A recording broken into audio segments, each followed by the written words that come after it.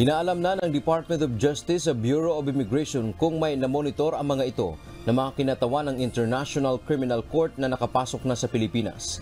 Ayon kay DOJ spokesperson Assistant Secretary Miko Clavano, hindi basta mabiberipika o makukumpirma ng immigration ang pagkakakilanlan ng mga ito.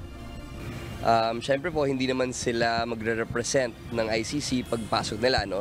They will not identify themselves as people or investigators or prosecutors from the ICC.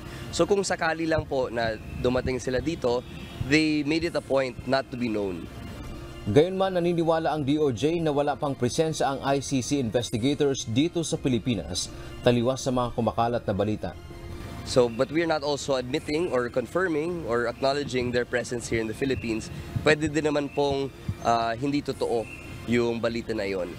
Nauna nang sinabi ni dating presidential spokesperson Harry Roque na kumpirmadong nakapasok na ng Pilipinas ang mga kinatawan ng ICC at nagsasagawa na ng investigasyon.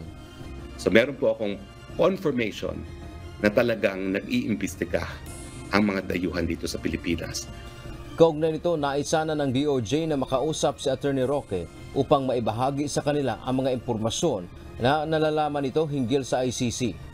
Ibig sabihin siguro, he's still building up the veracity of the information, the credibility of his source, and then maybe at that point he will come forward with that information. Sa ngayon ay wala pang tugon si Roque sa pahayag na ito ng DOJ. Dante Amento, UNTV, News and Rescue. Diyos ang aming sandigan, serbisyo publiko ang aming pinahahalagahan.